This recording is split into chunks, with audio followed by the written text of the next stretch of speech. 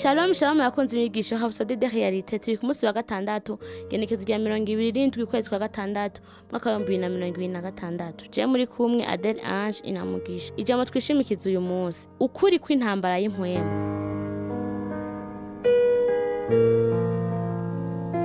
Turasoma mu Banyefeso cya gatandatu ku murongo wa 12 kuko tunigana atari inyama n'amaraso ariko tunigana n'abakuru n'abafise ububasha n'abaganzi y'isi y'umwiza n'impwemu mbi z'ahantu ho mw'ijuru. Mu gukomeza inyigisho yacu yejo menya ko isoko ryizewe kuruta yandi yose y'amakuru ari Bibiliya. Ivyanditswe vyera nivyo biduha gutahura gusobanutse kuruta ukuri kwibera mu vy'impwemu. Uwo murongo twatanguriye ko ntugarukira ku majambo ngo kuko abo tunigana atari inyama n'amaraso ahubwo tubwira abo tugwana nabo.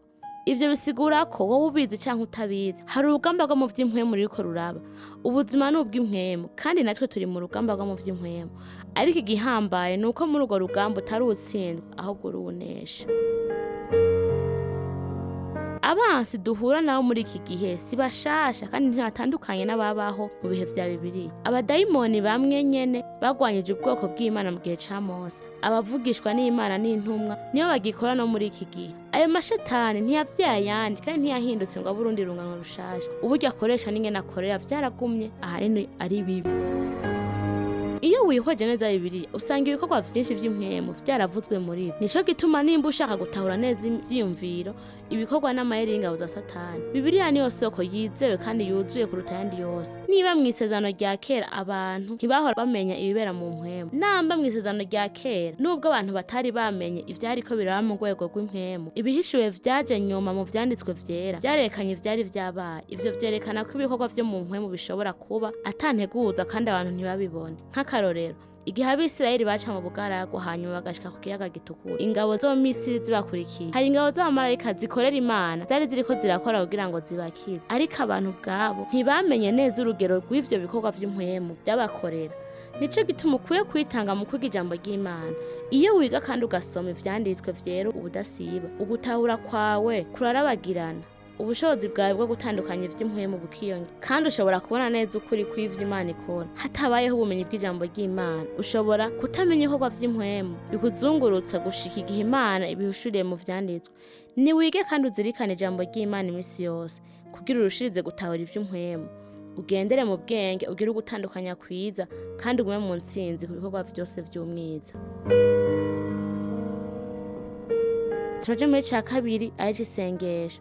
Data nkunda ndagushimiye kubw'umuco w'ijambo ryawe umurikira ugutahura kwanje kandi ukampa kubona ukuri kw'ivyo mu mpwemu.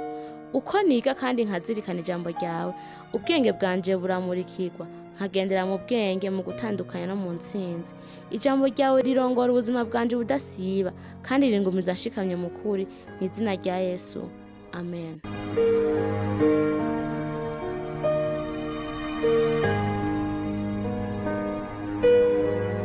Twizera ko mwahezagiwe n'iyo nyigisho. Turabatumira kugira Yesu Kristo umwami w'ubuzima bwanyu mu gusenga gutya. Mwami Imana, ndizera n'umutima wanje wose muri Yesu Kristo umwana w'Imana nzima. Ndizera ko yapfuye ku bwanje kandi ko Imana yamuzuye mu bapfuye. Ndizera ko ari muzima uyu munsi. Ndatuye n'akanwa kanje ko Yesu Kristo ari umwami w'ubuzima bwanje kuva uyu munsi. Biciye kuri we no mw'izina ryiwe fise ubuzima budahera. Ndi icaremwe gishasha. Ndagushimiye mwami ko kijije umushaha wanje ubu ndi umwana w'Imana. Alleluya.